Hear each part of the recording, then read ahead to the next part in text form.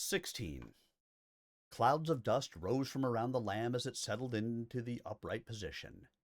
Seagrove squinted through the bubble screen of the cockpit to see what stood beyond.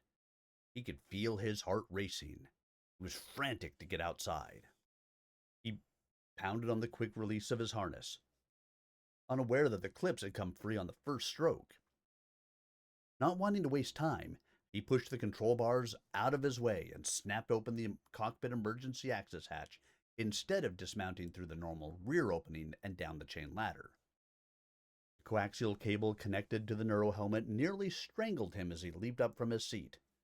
Sinking back into his seat again, he disengaged the bayonet quick release. The momentary obstacle made him pause. He put his hand to his chest and felt the racing staccato beat of his heart. Gotta get myself under control, he thought. What if these people are armed? What if they start shooting?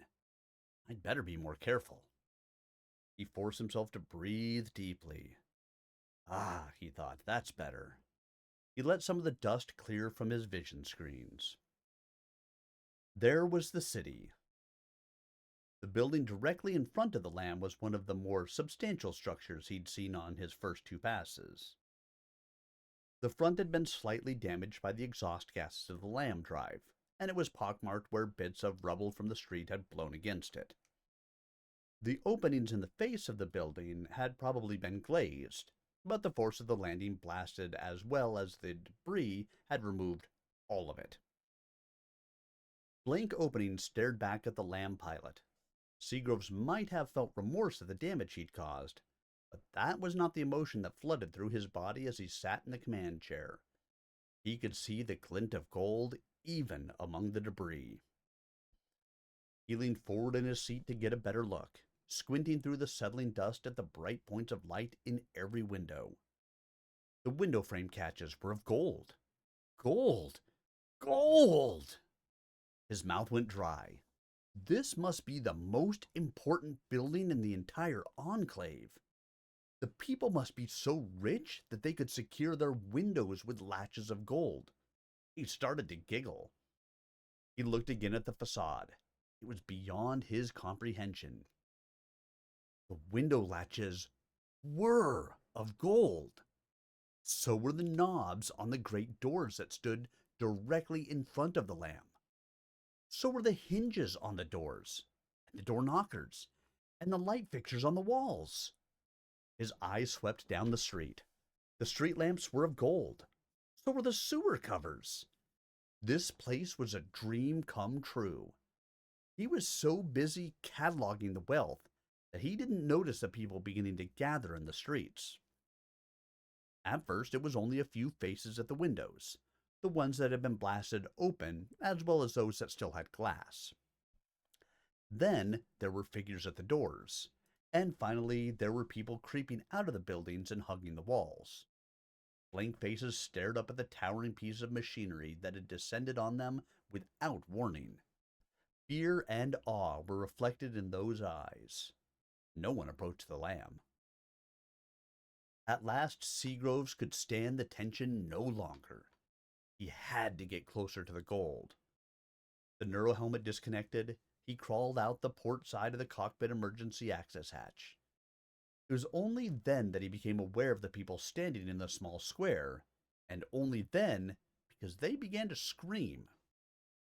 The people shrank back from the lamb, pressing themselves against the sides of the buildings or back into the doorways. Windows slammed shut. That was when they began to scream, to cover their eyes with their hands and scream. Several fell unconscious to the pavement. Seagroves took only mild notice of the commotion he had caused among the citizens of this small enclave. He stood on the shoulders of the mech, his hands dangling at his sides, and stared at the glow of the gold. He was aware, vaguely at first, and then more acutely, of a man standing directly in front of the lamb. There were others behind him, crouching and peering, but the man had obviously come to open communications. The man began to speak, mumbling indecipherable words at first, and then speaking more clearly. Or perhaps it was that Seagroves was listening more acutely. The words were spoken with a thick accent, but the pilot recognized it as his own tongue. He looked intently at the man. We welcome you to our homes. We see that you have come for us. We bless your presence. What was that? Asked Seagroves. Where did you say I am? There was a cry from the crowd, followed by a distant chatter. It was like a pebble sending out ripples across a pond when Seagroves spoke. The wave of comment and response swept away from the center. Someone called out to the spokesman from the rear, and he raised his hand in response. The chatter stilled in the same wave pattern. This is Usugumo, the man said, speaking the word more clearly. He bowed deeply and looked up at Seagroves. We are here to serve you in all that you desire. 2 hours later, the lamb rose from the streets of Usugumo.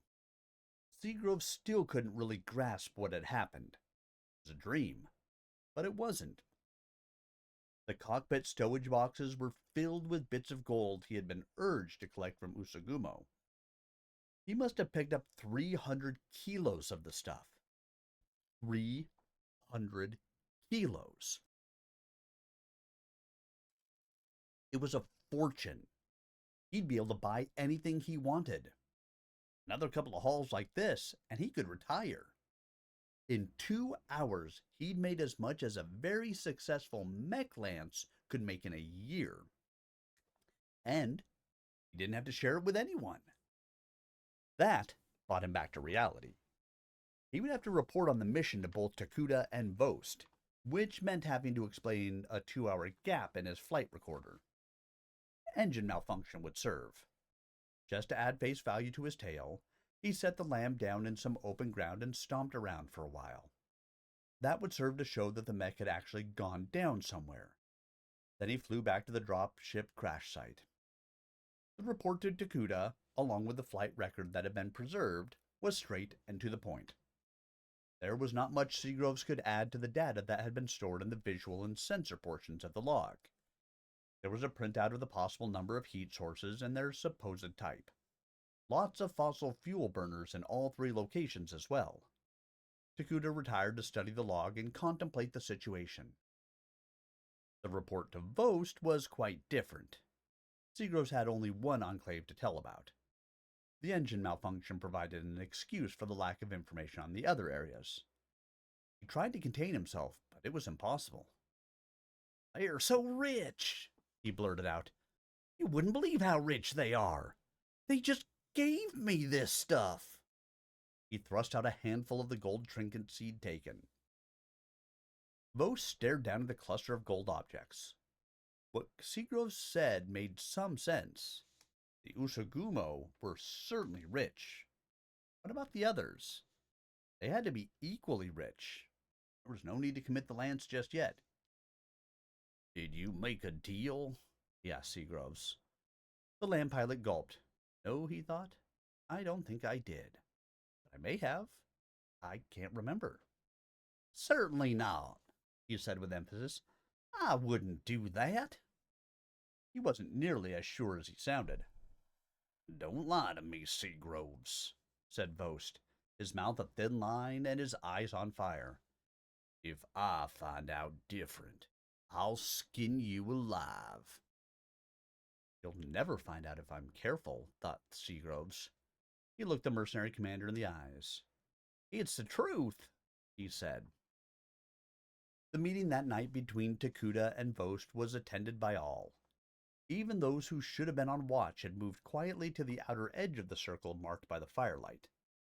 The news of the enclaves and the gold was too important to keep quiet. It started with the mercenaries, but it spread quickly to the Dest team.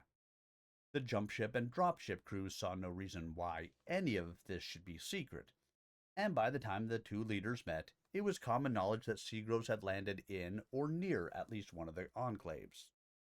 Takuda had heard the report, or at least bits of it, and he was fuming under his composed exterior by the time Vost made his appearance in answer to a polite but firm summons.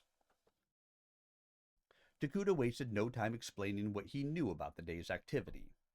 There was no way for the desk commander to know that Seagroves had disobeyed his orders based on Vost's command, nor could he know that Seagroves had exceeded even what the mercenary leader had asked. Both men were walking stiff-legged and tense when they met. "We need to make contact with all the enclaves," concluded Takuda, after summing up what he knew of the situation.